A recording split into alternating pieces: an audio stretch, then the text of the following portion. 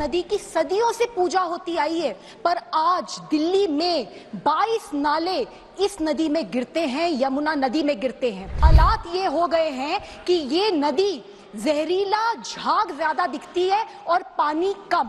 हमारी जिंदगी में जहर घोला जा रहा है जिसके ऊपर कोई कार्यवाही नहीं हो रही। 2025 से पहले कि वो खुद उसमें डुबकी लगाएंगे। यमुना नदी हमारी माँ है और वो आज वेंटिलेटर पर है। यमुना के किनारे बैठी अब भी वो चिड़िया कहती है, सपने हसीन दिखाए थे सरकार ने, पर सर आज भी मेरी यमुना जहर पी के बहती है। सर, दिल्ली वाले बहुत सौभाग्यशाली हैं कि यहाँ से यमुना नदी गुजरती है, जिनका वर्णन हमारे वेदों में और महाभारत में भी है। पर सर, आज बहुत दुख की बात है कि ये नदी हमारी नाकामी की वजह से एक तरीके से नाला बन गई है। सर, इस नदी की सदियों से पूजा होती आई है, पर आज दिल्ली में 22 नाले इस नदी में गिरते हैं, यमुना नदी में गिरते हैं। और sir, 238 million gallon untreated sewage हर दिन इस नदी के अंदर डाला जा रहा है। सर, हालात ये हो गए हैं कि ये नदी जहरीला, झाग ज्यादा दिखती है और पानी कम। सर, इस नदी का बहुत छोटा सा अंश दिल्ली से गुजरता है, लेकिन उसी अंश में 76% of Yamuna gets polluted.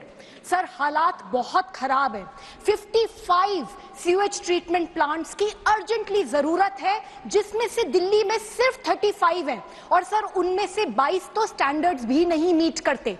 Sir, हर दिन दिल्ली में इलीगल तरीके से कई इंडस्ट्रीज और factories heavy metals, toxic chemicals इस नदी में बहाती हैं और सर उसकी वजह से हमारी जिंदगी में जहर घोला जा रहा है जिसके ऊपर कोई कार्यवाही नहीं हो रही।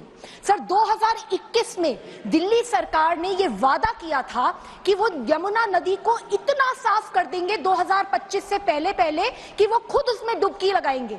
पर सर, हजारों करोड़ रुपए खर्च होने के बावजूद आज भी स्थिति वैसी की वैसी ही है। सर, हालात इतने खराब हैं। यमुना नदी हमारी माँ है और वो आज वेंटिलेटर पर है और सर बस राजनीति हो रही है।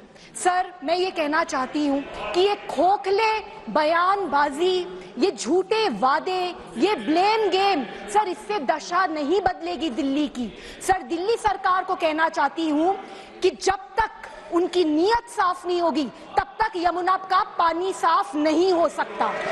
और सर